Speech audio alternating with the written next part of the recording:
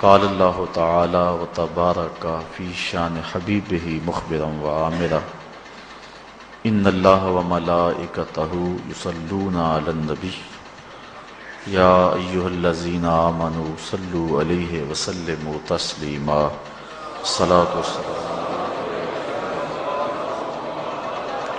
وعلی آلک واصحابک یا محبوب رب العالمین الصلاۃ والسلام علیک یا نبی الرحمہ وعلی آلک واصحابک یا رسول الملاحم۔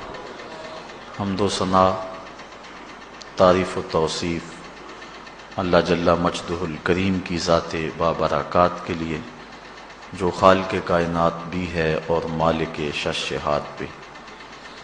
اللہ جل وعلا کی حمد و ثنا کے بعد حضور نبی اکرم شفیع امم رسول محتشم نبی مکرم اللہ کے پیارے امت کے سہارے رب کے محبوب دانائے غیوب مالک رقاب امم فخر عرب و عجم والی کون و مکان سیاہ لا مکان سید انس و جاں سرور لالا رخاں نیر تاباں سر نشین مہوشاں ماہ خوباں شہنشاہ حسینہ تتمہ دوراں سر خیل زہرہ جمالاں جلوہ صبح ازل نور ذات لم یزل باعث تکوین عالم فخر آدم و بنی آدم نیر بطحا رازدار ما اوہا شاہد ما طغا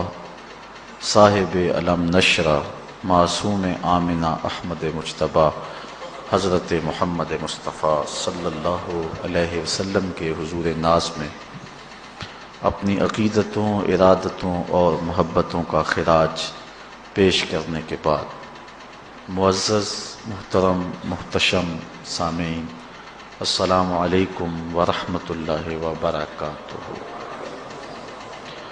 قرآن مجید کی جو آیت آپ کے سامنے تلاوت کرنے کا شرف حاصل کیا گیا ہے، اس میں اللہ تعالیٰ جل شانہ نے اس شخص کی کہانی کو بیان کیا ہے جو قیامت کے دن جہنم کی طرف جا رہا ہوگا۔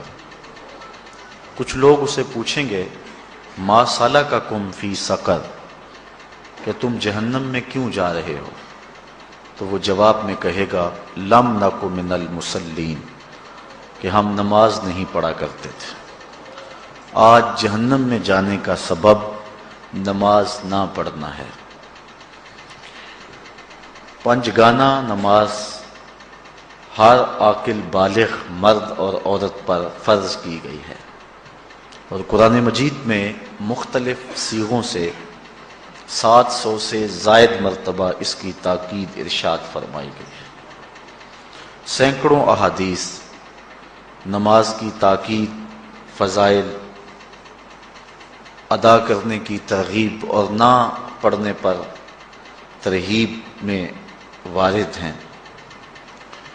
اگر کوئی شخص نماز کا انکار کرتا ہے تو وہ دائرہ اسلام سے خارج ہے، لیکن اگر کوئی سستی کی وجہ سے نماز نہیں پڑھتا، صرف سستی کی وجہ سے نہیں پڑھتا، اللہ کا حکم جانتا ہے، اس کو کہا جائے آؤ نماز کو، تو وہ آگے سے مذاق نہیں کرتا یا نماز کا تمسخر یا استحقار نہیں کرتا، بلکہ بس اپنی سستی کی وجہ سے مسجد میں نہیں آتا۔ جو نماز کو ہلکا جانے، خفیف جانے، وہ بھی دائرہ اسلام سے خارج ہے اور کافر ہے۔ لیکن جو شخص اس کو اللہ کا حکم جانتا ہے اور اس کو پڑھنا اپنے اوپر ضروری سمجھتا ہے، لیکن سستی کی وجہ سے پڑھ نہیں سکتا، تو اس کے بارے میں علماء کی آراء مختلف ہیں۔ حضرت امام اسحاق اور حضرت امام احمد رضی اللہ تعالی عنہما آپ تو فرماتے ہیں کہ ایسا شخص کافر ہے اور اس کو قتل کرنا واجب ہے۔ حضرت امام مالک کا قول ہے کہ، اور امام شافعی کا بھی یہی قول ہے وہ بھی کہتے ہیں کہ اس کو قتل کیا جائے گا اور بطور حد قتل کیا جائے گا۔ حضرت امام اعظم امام ابو حنیفہ علیہ رحمہ آپ فرماتے ہیں کہ بے نمازی کو قتل نہیں کیا جائے گا، بلکہ اس پر تعزیر نافذ ہوگی۔ یہ حاکم وقت کی ثواب دید پر ہے کہ وہ اس پر کیا سزا دیتا ہے، اور فرمایا اس کو 7 قید کیا جائے گا اور توبہ کے لیے اس کو زور دیا جائے گا۔ اگر وہ توبہ کر لے تو اس کو قید سے باہر نکال لیا جائے گا، ورنہ اس کو قید رکھا جائے گا۔ صحابہ کہتے ہیں کہ ہم کسی عمل کے تارک کو کافر نہیں سمجھتے تھے سوائے نماز کے تارک کے، اور آقا کریم علیہ السلام کا ایک فرمان ہے، من ترک الصلاۃ متعمدا فقد کفر جہارا، جس نے جان بوجھ کے نماز چھوڑی اس نے اعلانیہ کفر کیا۔ امام اعظم امام ابو حنیفہ علیہ رحمہ وہ فرماتے ہیں کہ یہ حدیث محل ترہیب میں ہے، گویا اس نے کافروں والا کام کیا، اس لیے آپ یہ فتویٰ دیتے ہیں کہ اس کو قید کیا جائے گا اور نماز کی پابندی کا زور دیا جائے گا، اور وہ توبہ کرے تو اس کو چھوڑ دیا جائے گا۔ لیکن باقی ائمہ بعض کہتے ہیں اس کو حداً قتل کیا جائے، اور امام اسحاق اور امام احمد کہتے ہیں اس کو قتل کرنا واجب ہے۔ تو بے نمازی جو اللہ کے حکم کی پابندی سستی کی وجہ سے نہیں کرتا، یہ اس کے لیے حکم ہے۔ جو شخص تحقیر کرتا ہے نماز کی، ہلکا جانتا ہے، تمسخر اڑاتا ہے یا اس کا انکار کرتا ہے، تو اس کے بارے میں علماء کے اندر کوئی اختلاف نہیں ہے، وہ ائمہ اربعہ کے نزدیک کافر ہے، دائرہ اسلام سے خارج ہے، مرتد ہے۔ لیکن سستی کی وجہ سے نماز نہ پڑھنے والا، اس کے بارے میں علماء کا یہ موقف ہے۔ حضرت غوث اعظم الشیخ سید عبد القادر جیلانی علیہ رحمہ آپ فرماتے ہیں کہ بے نمازی کو مسلمانوں کے قبرستان میں دفن نہ کرو۔ حضرت سلطان باہو علیہ رحمہ آپ کا قول ہے کہ بے نمازی سے خنزیر بھی پناہ مانگتا ہے۔ حضرت شیخ سعدی شرازی فرماتے ہیں بے نمازی کو قرض نہ دو، جو اللہ کا قرضہ ادا نہیں کرتا تمہارا قرض کیسے لٹائے گا۔ اب آئیے ہم حضور علیہ السلام کے فرامین دیکھتے ہیں اس حوالے سے۔ حضرت جابر بن عبداللہ انصاری رضی اللہ تعالی عنہ سے مروی ایک روایت جس کو امام ابو داؤد نے روایت کیا، امام نسائی نے روایت کیا، دیگر محدثین نے روایت کیا۔ آقا کریم نے ارشاد فرمایا بین الرجل و بین الکفر ترک الصلاۃ، آدمی اور کفر کے درمیان ترک صلاۃ ہے، یعنی بندہ مومن اور بندہ کافر کے درمیان ترک صلاۃ ہے۔ جو نماز پڑھتا ہے وہ مومن ہے، اور جو نماز نہیں پڑھتا تو وہ کافروں والا کام کرتا ہے، یا دیگر ائمہ کے نزدیک وہ کافر ہے۔ یہ ترہیباً نہیں بلکہ یہ حکم ہے۔ اور حضرت نبی رحمت صلی اللہ علیہ وسلم کا ایک دوسرا فرمان ان الفاظ کے ساتھ ہے بین الرجل و بین الشرک والکفر ترک الصلاۃ، شرک و کفر اور بندہ مومن کے درمیان نماز ترک کرنا ہے۔ حضرت امام ابن ماجہ نے ان الفاظ کے ساتھ روایت کو نقل کیا ہے بین الکفر والایمان ترک الصلاۃ، ایمان اور کفر کے درمیان نماز کا ترک کرنا ہے۔ اور آقا کریم علیہ السلام کا وہ فرمان جو حضرت انس سے مروی ہے، جس کو طبرانی نے اپنی موجم میں لکھا، بھی آپ کے سامنے میں نے رکھا، کہ حضور نے فرمایا من ترک الصلاۃ متعمدا فقد کفر جہارا، جس نے جان بوجھ کے نماز چھوڑی اس نے اعلانیہ کفر کیا۔ حضرت ابو ہریرہ رضی اللہ تعالی عنہ سے ایک روایت ہے کہ وہ فرماتے ہیں لا سہم فی الاسلام لمن لا صلاۃ ولا صلاۃ لمن لا وضوء لہ، کہ اس شخص کا اسلام میں کوئی حصہ نہیں ہے جو نماز نہیں پڑھتا، اور اس شخص کا نماز میں کوئی حصہ نہیں ہے جو وضو نہیں کرتا۔ وضو کے بغیر نماز نہیں ہوتی، اور نماز کے بغیر اسلام نہیں ہوتا۔ اور اسی روایت کو بالفاظ دیگر حضرت عبداللہ ابن عمر رضی اللہ تعالی عنہ نے حضور سے یوں روایت کیا ہے، طبرانی نے اپنی معجم میں اس کو لکھا، لا ایمان لمن لا امانتہ ولا صلاۃ لمن لا طہور لہ ولا دین لمن لا صلاۃ لہ۔ حضور فرمایا کہ اس شخص کا ایمان نہیں جس میں امانت نہیں، اور اس شخص کی نماز نہیں جس کو پاکیزگی حاصل نہیں، اور اس شخص کا دین نہیں جس کو نماز نصیب نہیں۔ حضرت امام ابن ماجہ نے اس روایت کو اپنے الفاظ کے ساتھ روایت کیا ہے۔ حضرت بریدہ رضی اللہ تعالیٰ عنہ اپنے باپ سے روایت کرتے ہیں اور وہ حضور سے روایت کرتے ہیں۔ حضور علیہ السلام نے ارشاد فرمایا، ان العہد الذی بیننا وبینہم الصلاۃ فمن ترکھا فقد کفر، کہ ہمارے اور ان لوگوں کے درمیان جو معاہدہ ہے وہ نماز کا ہے، جس نے نماز کو چھوڑ دیا اس نے کفر کیا، یعنی ہمارا اور ان کا پھر اب معاہدہ باقی نہیں رہے گا۔ حضرت امام بخاری نے روایت نقل کی ہے، حضور نے ارشاد فرمایا، من ترک الصلاۃ العصر فقد حبط اعمالہ، جس نے عصر کی نماز چھوڑی اللہ اس کے سارے عمل برباد کر دیتا۔ حضرت ابو ہریرہ رضی اللہ تعالی عنہ سے روایت ہے جس کو امام ابن ماجہ نے اور امام نسائی نے روایت کیا ہے، وہ حضور سے روایت کرتے ہیں، بڑی مشہور روایت ہے۔ حضور نے ارشاد فرمایا، ان اول ما یحاسب بہ العبد بصلاتہ فان صلحت فقد افلح وانجح وان فسدت فقد خاب وخسر۔ فرمایا قیامت کے دن بندے سے سب سے پہلا حساب نماز کا لیا جائے گا، اگر اس کی نماز ٹھیک ہو گئی تو وہ فلاح پا گیا، اگر پہلا تول ٹھیک آ گیا تو وہ کامیاب ہے، وانجح اور نجات پا گیا، وان فسدت فقد خاب وخسر، اور اگر پہلا تول ہی ٹھیک نہ ہوا تو پھر وہ ذلیل و رسوا ہو گیا۔ حضرت عبادہ بن صامت رضی اللہ تعالیٰ عنہ سے ایک طویل روایت ہے، وہ کہتے ہیں کہ حضور علیہ السلام نے مجھے 7 چیزوں کا حکم دیا، مجھے وصیت کی کہ ان 7 کاموں کو کرنا ہے۔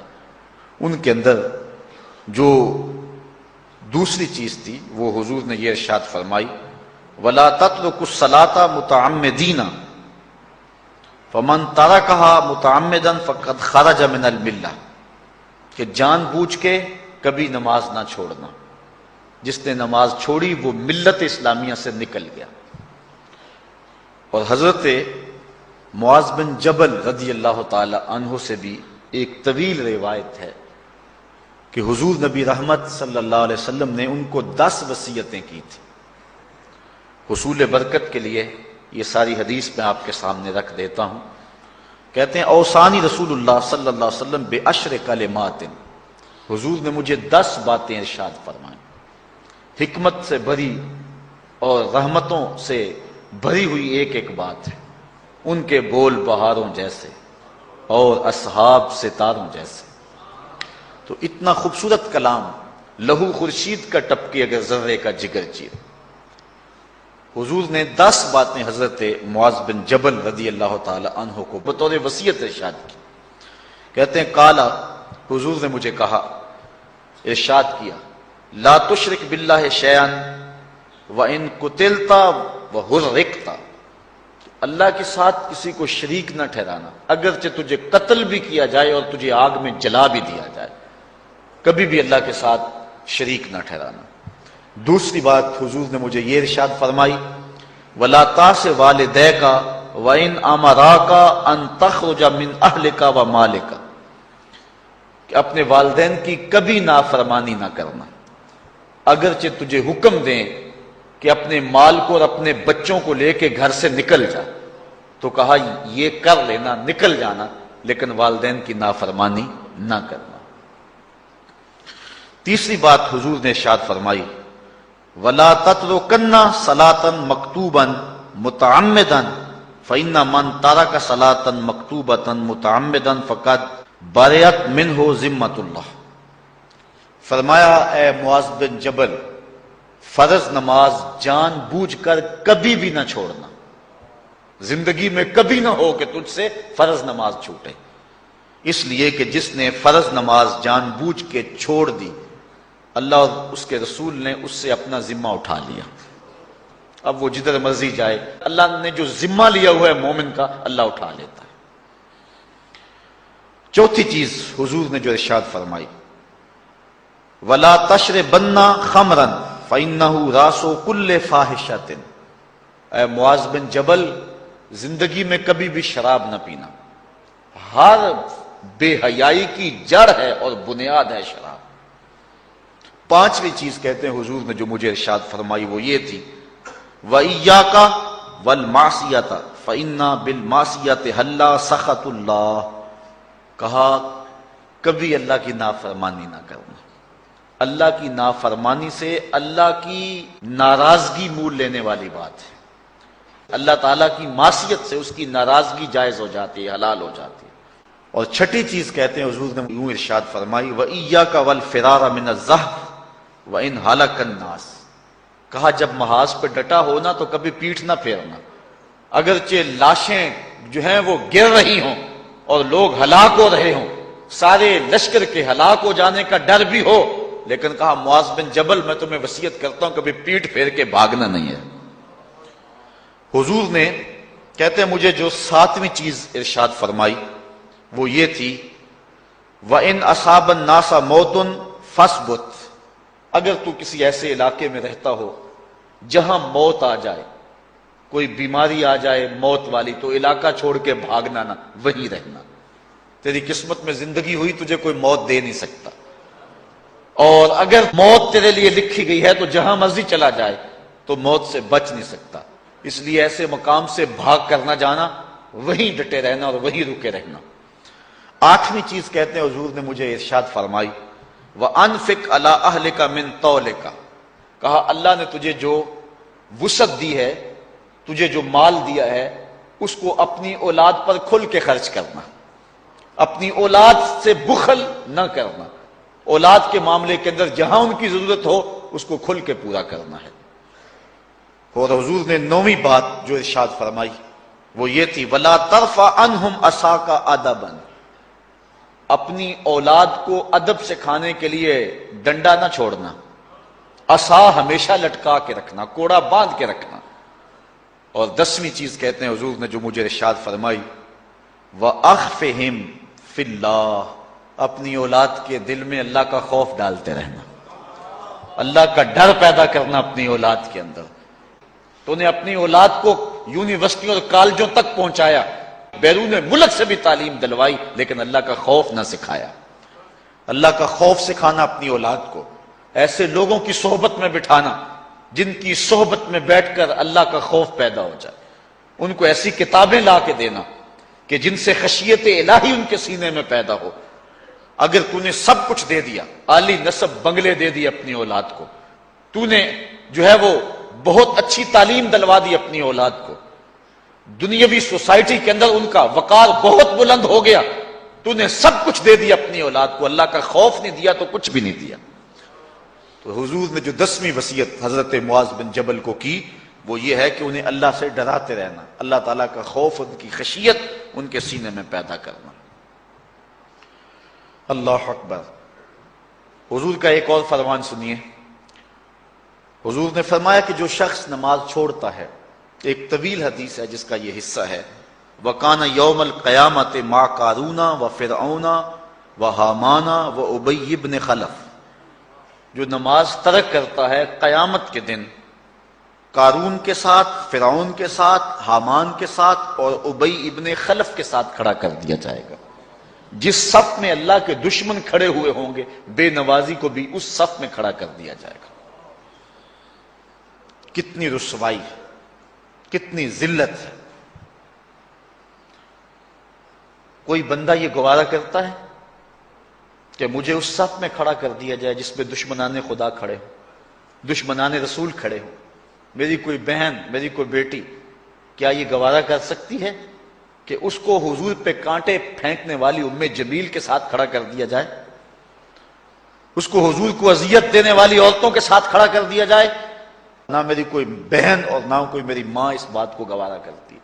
تو جب ہم یہ گوارا نہیں کرتے تو پھر ہمیں عزم کرنا چاہیے کہ آج کے بعد نماز نہیں چھوڑنی ہے۔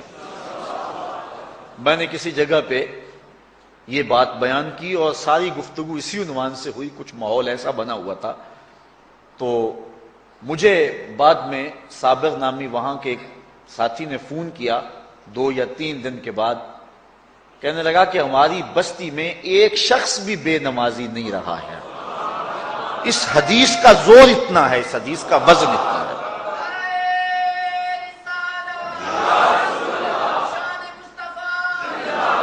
تو کوئی شخص یہ گوارا کرتا ہے کہ مجھے دشمنان خدا کی صف میں کھڑا کر دیا جائے، جن دشمنوں کے چہروں پہ تالکول ملی ہوئی ہوگی اور ان پر لعنتیں برس رہی ہوں گی، اور دنیا کے اوپر سب سے رسوائی زیادہ ان لوگوں کو ہوگی، تو کوئی شخص بھی یہ گوارا نہیں کرتا۔ ہم تو ان کے سائے سے بھی بچنا چاہتے ہیں۔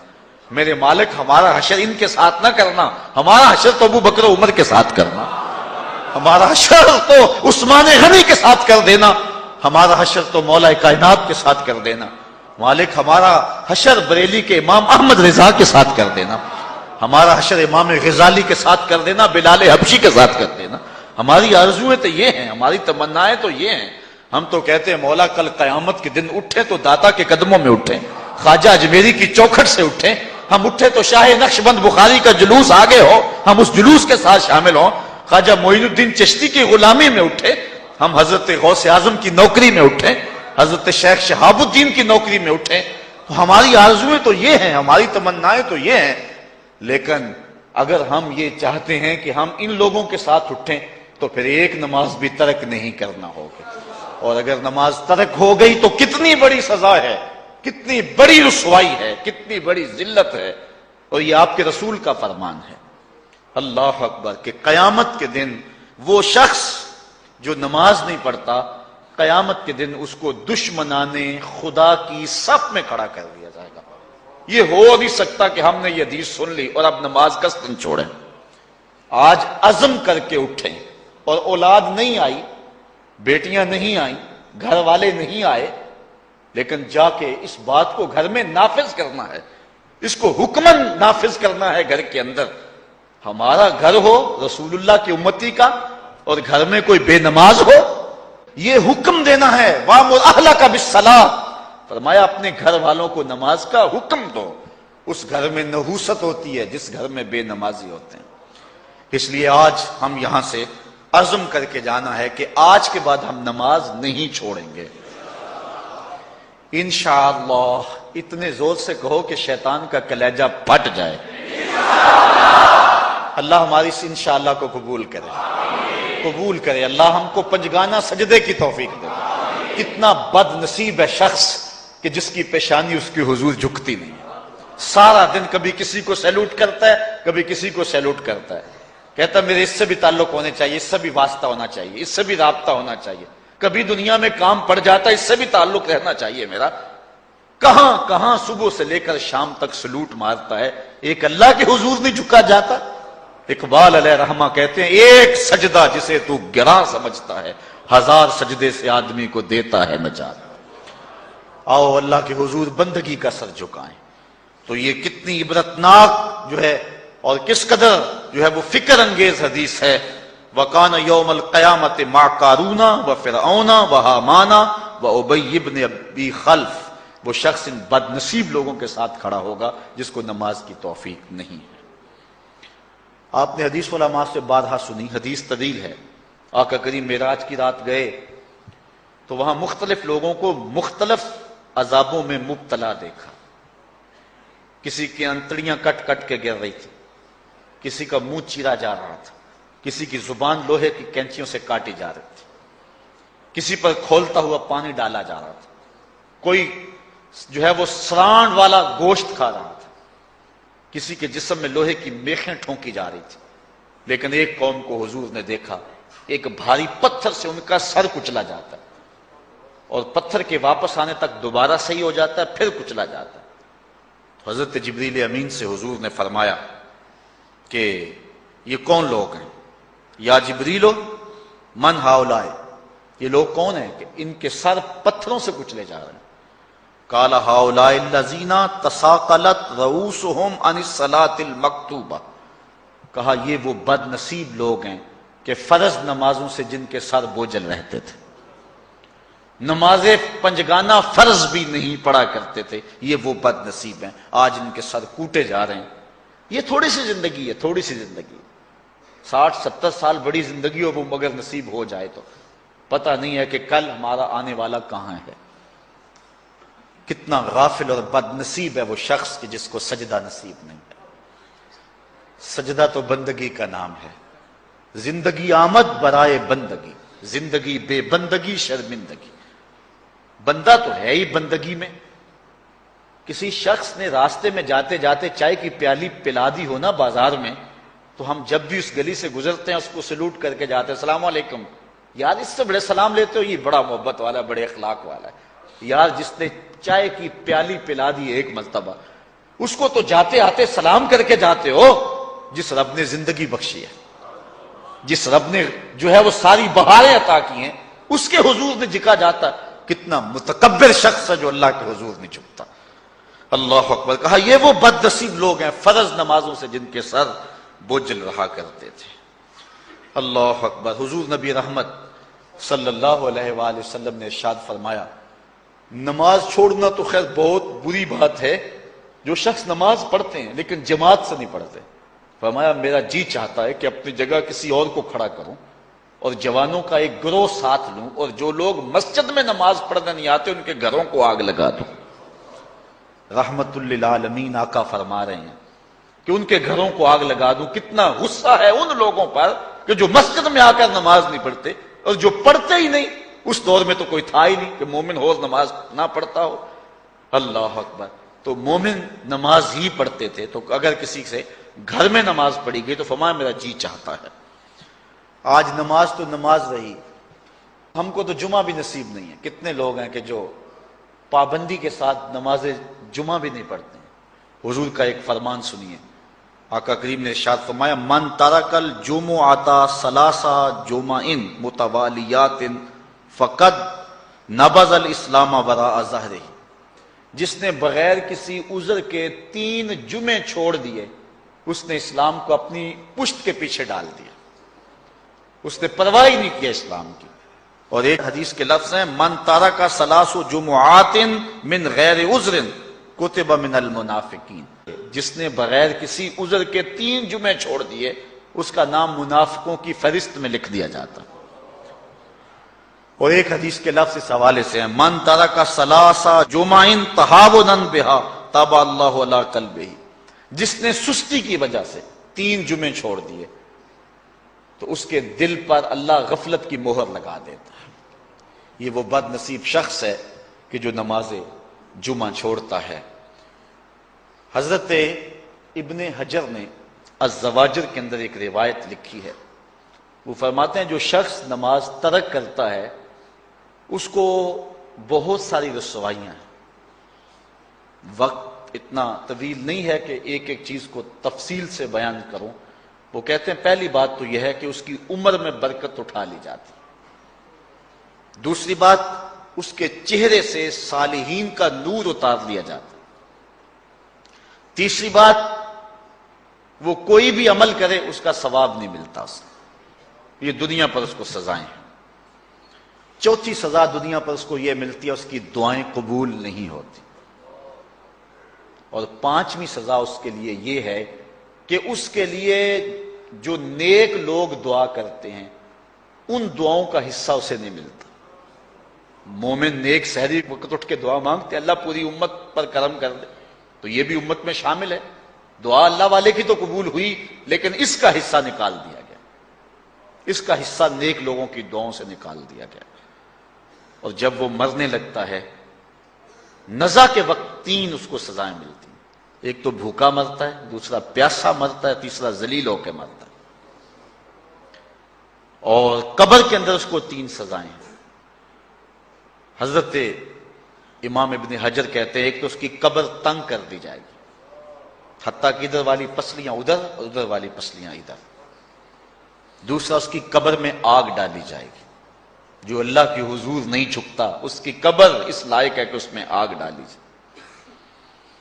اور تیسری اس کے اوپر ایک اژدہا مسلط کر دیا جائے گا جس کا نام ہے شجاع الاقرع، اور جب وہ ڈنگ مارے گا تو 70 گز تک وہ شخص زمین میں دنس جائے گا اور وہ مسلسل یہ ڈنگ مارتا رہے گا۔ اور کہا کہ 3 سزائیں اس کو حشر میں پہنچیں گی، ایک تو اس کا حساب سختی سے لیا جائے گا، اور جس کا حساب سختی سے لیا گیا وہ بچ پائے گا؟ حساب سے بچے گا وہ جس سے اللہ صرف نظر کرے گا۔ اللہ اکبر۔ ایک تو اس کا حساب سختی سے لیا جائے گا، دوسرا اللہ تعالیٰ جل شانہ اپنے قہر و غضب کا اس پہ اظہار کرے گا، اور تیسری اس کو سزا یہ دی جائے گی کہ اس کو جہنم میں ڈال دیا جائے گا۔ ساتھیاؤ، میں اور آپ آج کی اس بزم میں یہ پختہ عزم کر کے اٹھیں کہ آج ہم خود بھی اور اپنی اولاد کو بھی، اپنے دوستوں کو بھی، میرے والد گرامی فرمایا کرتے تھے جس سے دوستی ہو نا اس کی انگلی پکڑ کے دین کی راہ پہ لے آؤ، یہ دوستی کا حق ہے۔ اس کے لیے آپ بہت کچھ کرتے ہیں، لیکن اگر اس کو دین نہیں دیا تو کچھ بھی نہیں دیا۔ کوشش کرو میرا دوست ہو اور جہنم میں جائے۔ والدین بچے کے مستقبل کے لیے کتنی کوشش کرتے ہیں، لاکھوں روپیہ لگاتے ہیں مستقبل ٹھیک ہو جائے، کرتے ہیں کہ نہیں کرتے؟ یونیورسٹیوں کے اندر، کالجوں کے اندر کتنی بھاری فیسیں بھرتے ہیں، کیوں اتنا کچھ کیوں کر رہے ہو؟ میں نے دیکھا بوڑھا باپ اپنی کمر پہ بوریاں لاد کے مزدوری کرتا ہے، مائیں اپنا زیور بیچ رہی ہیں کہ اولاد پڑ جائے۔ میاں اتنا کچھ کیوں کر رہے ہو؟ جی مستقبل ٹھیک ہو جائے۔ یہ مستقبل کتنا ہے؟ 20-25 سال کا، اور جو اصل مستقبل ہے اس کی فکر ہی نہیں کسی کو۔ اصل مستقبل تو وہ ہے۔ اللہ اکبر۔ بیرون ملک جائے بیٹا تو ماں کہتی ہے بس دعا کرو کہ میرا بیٹا خیریت سے پہنچ جائے۔ بیٹی کی شادی کرتی ہے تو ماں کہتی ہے دعا کرو کہ اپنے گھر میں اس کو چین مل جائے۔ کسی کا انٹرویو ہوتا ہے، لوگ کہتے ہیں جناب دعا کرو کہ اس انٹرویو میں وہ کامیابی سے گزر جائے۔ میں کہتا ہوں جب قبر میں اترتا ہے پھر کسی نے آ کر کبھی نہیں کہا کہ دعا کرو مشکل گھڑی آ گئی ہے خیریت سے گزر جائے۔ اصل امتحان تو یہ ہے، اگر اس امتحان سے گزر گیا تو کامیابی اور بامرادی۔ یہ تھوڑا سا مستقبل دنیا کا، اس کے لیے ہم کتنے پیسے لگا دیتے ہیں، سب کچھ اولاد کو آتا ہے، ہر شے فر فر پڑھتے اور بولتے ہیں، دعائے قنوت بھی نہیں آتی ہوتی۔ تو ہم اپنی اولاد کے لیے دین کا تحفہ اس کو کبھی نہ چھوڑیں۔ اللہ اکبر۔ کوشش کریں، محنت کریں۔ حضور نبی رحمت صلی اللہ علیہ وآلہ وسلم نے ان بد عمل واعظین کی بات بھی کی ہے کہ جو لوگوں کو نیکی کا حکم دیتے ہیں اور خود اس پہ عمل نہیں کرتے۔ آج ہمارے کچھ واعظین لوگوں کو تو واضح تلقین اور نصیحت کرتے ہیں اور خود نماز میں سخت سستی کا ارتکاب کرتے ہیں، اور جس سے قوم کے اندر نماز میں سستی عملاً پیدا ہو جاتی ہے۔ کوئی عرس کی تقریب ہو، کوئی محفل نعت ہو، کوئی جلسہ ہو، کوئی شادی کی تقریب ہو، نماز کے وقت کا پورا خیال رکھا کریں اور اس بات کا لحاظ رکھا کریں۔ بلکہ ہمارے ہاں ایک عجیب سا فیشن ہے اور عجیب سی بات ہے، میں بڑا حیران ہوا کرتا ہوں کہ عشاء کے بعد جب جلسے ہوتے ہیں نا ہمارے مساجد کے اندر، تو مغرب سے اعلان شروع ہو جاتا ہے آج رات فلاں صاحب خطاب فرمائیں گے، اور پھر جب نماز عشاء ہوتی ہے تو ہمارا نقیب محفل کھولتا ہے لاؤڈ سپیکر اور وہ اعلان کرتا ہے حضرات جماعت ہو چکی ہے، اب مسجد میں آ جائیں۔ یعنی یہ نماز کو ہلکا کرنے والی بات ہے۔ ان کو کہا جا رہا ہے کہ بلکہ بعض تو کہہ دیتے ہیں جس کا تمہیں ڈر تھا وہ گزر گئی ہے، اب آ جاؤ۔ کیا لینا ہے جلسے میں آ کر اگر نماز ہی نہیں پڑھنی ہے تو؟ ممبر و محراب کے جو ذمہ دار ہیں ان سے جو ہے وہ عجیب و غریب قسم کی جو ہے وہ حرکات سکنات سرزد ہو رہی ہیں۔ یہ جو جہل نقیبوں کا ایک غول آ گیا نا، یہ بھی ایک بہت بڑی مصیبت ہے۔ ایک تو بے تحاشا القاب، دوسرا دین کی روح سے ناآشنائی۔ وہ کسی نے کہا تھا نا کہ پہلے حضرت غوث پاک ولی بناتے تھے، چور سے کتب بناتے تھے، آج کل ہم بناتے ہیں۔ کہا تم کیسے؟ کہا ہمیں پتہ ہوتا ہے یہ چور بیٹھا ہوا ہے، ہم کہتے ہیں غوث زمان اور کتب دوران۔ بے تحاشا اور بے تکا انداز، اور پھر دین کی روح سے یہ ناآشنائی کہ باقاعدہ اعلان ہوتا ہے جناب جماعت ہو چکی اب تو آ جاؤ. تو کیا کرنا ہے ساری رات جاگ کے اگر عشاء کی نماز ہی نہیں پڑھی تو نماز کو ہلکا کیا گیا ہے. اسی طرح جلسہ لمبا ہو رہا ہے اور نماز کا وقت سکڑ رہا ہے. ان چیزوں کا التزام کرنا ہے, ہم نے کوشش کرنی ہے. اور یہ بھی ایک مصیبت ہے کہ دربار بڑا اونچا ہے اور مسجد کے اندر جانوروں کی بینٹیں پڑی ہوئی ہیں. حیثیت تو مسجد کی ہے, دربار کی تو ثانوی حیثیت ہے. دربار پہ 3 کروڑ روپیہ لگا ہوا ہے اور مسجد میں چٹائیاں بھی موجود نہیں. اپنے بھی خفا مجھ سے ہیں بیگانے بھی ناخوش, کہ زہر ہلاہل کو کبھی کہہ نہ سکا کند, بات وہی کہتا ہوں سمجھتا ہوں جسے حق, نئے ابلہ مسجد ہوں نئے تہذیب کا فرزند. ہم نے ان چیزوں کو دیکھنا ہے. اچھا, بعض والدین کی ایک سستی ہے, وہ آتے جناب تعویذ کر دو, ہماری اولاد نماز نہیں پڑھتی, بچے نماز نہیں پڑھتے, اور کہتے ہیں جی ہماری تو چلو گزر گئی, ہم تو نہیں پڑھتے, یہ تو پڑھیں. میں کہتا ہوں یہ کیوں پڑھیں جب تم نہیں پڑھتے؟ الولد سر لابیہ, بیٹا باپ کا راز ہوتا ہے. تم مجھ سے تعویذ لینے آگے ہو, گھر میں مصلی بچھا کے سجدہ کرو, تمہاری اولاد بھی تمہارے تتبع میں سجدہ کرنے کی عادت ڈال. حضور فرمایا بچے 7 سال کے ہوں تو انہیں مسجد میں لے جاؤ, 10 سال کے نہیں پڑھتے تو ان کو مار کے پڑھاؤ. اب اولاد ہوگی جوان, خود کبھی سجدہ کیا نہیں, اب کہتے ہیں شاید تعویذ سے کم چل جائے گا. جو تعویذ اللہ کے رسول نے تمہیں دیا تھا کہ 7 سال کے ہوں تو پکڑ کے انگلی مسجد کا راستہ دکھاؤ, 10 سال کے ہو جائیں تو مار کے پڑھاؤ, ان کے سینے میں اللہ کا خوف داخل کرو, ان کو قرآن کی تلاوت سکھاؤ. علموا اولادکم 3 خصال, اپنی اولاد کو 3 چیزیں سکھاؤ. حب نبیکم, ایک اپنے نبی کا پیار سکھاؤ, وحب اہل بیت ہی, رسول اللہ کے اہل بیت کا پیار سکھاؤ, وتلاوت القرآن, اور قرآن کا پڑھنا سکھاؤ. چھین لو سیڑیاں ان کے ہاتھوں سے گانے والی, چھین لو ان کے ہاتھوں سے جو ہے وہ ناول, اور ان کے ہاتھ میں قرآن دے دو. کتنے خوش نصیب دن تھے, گلیوں سے گزرتے تھے, گھروں سے قرآن کے پڑھنے کی آواز آتی تھی. آج پاپ میوزک کی صدائیں تو آتی ہیں, آج قرآن کی آوازیں نہیں آتی. تو یہ عجیب ہے جی, ہم نہیں پڑھتے یہ تو پڑھے. میں کہتا ہوں یہ کیوں پڑھیں جب تم نہیں پڑھتے ہو؟ تمہارے اوپر کیا اب فرض ساقط ہو چکا ہے بڑھاپے کی وجہ سے؟ تم بوڑھے ہو کے نہیں پڑھتے ہو, تمہاری اولاد تم چاہتے ہو جوانی میں ہی پڑھ لے. تم خود اللہ کے حضور سجدہ کرو اور پھر دیکھنا تمہارے تتبع میں, تمہاری اتباع میں تمہاری اولاد بھی تمہاری پیچھے پیچھے ہوگی. اللہ اکبر. صاحب اس عنوان سے کہنے کے لیے بہت کچھ ہے. اللہ تعالیٰ جل شانہ اپنی رحمتیں عطا فرمائے. اعلی حضرت سے 2 لوگوں نے فتویٰ پوچھا. بریلی کا ایک محلہ ہے, محلہ ذخیرہ, اس میں ہادی حسن اور قرب محمد نامی لوگوں نے تنظیم بنائی نماز کی دعوت کے لیے. کچھ لوگ ان کی بات کو نہ سنتے. اعلی حضرت سے استفتاء کیا, فتاوی رضویہ کے اندر موجود ہے, کہ ہم نماز کی دعوت دیتے ہیں, کچھ لوگ اس کے باوجود نہیں آتے, تو حکم شرعی کیا ہے؟ تو اعلی حضرت فرماتے ہیں کہ پہلے تو نرمی سے انہیں سمجھائیں, آؤ نماز کی طرف. نہیں مانتے, مؤثر لوگ ڈالیں جو ان کو کہیں. یہ تھے ہمارے کرنے والے کام. ہم کن جھگڑوں میں پڑے ہوئے؟ مؤثر معاشرے کے لوگ تلاش کریں اور ان کو سمجھائیں, جن کی وہ مانتے ہیں, ٹالتے نہیں, ان سے سمجھائیں ان کو. آپ فرماتے ہیں اگر ان کے سمجھانے سے بھی نہیں سمجھتے تو فرمایا فتویٰ پھر یہ ہے ان سے بائیکاٹ کر دیں, ان سے ترک کلام کر دیں, ان سے گفتگو چھوڑ دیں. ہم نے تو کبھی بیٹوں سے نہیں چھوڑی گفتگو. بیوی بے نماز ہو, ہم ہر شے بیوی سے منوا لیتے ہیں. کبھی کہا تیرے ہاتھ کی پکی روٹی نہیں کھاؤں گا اگر تو نماز نہیں پڑھتی؟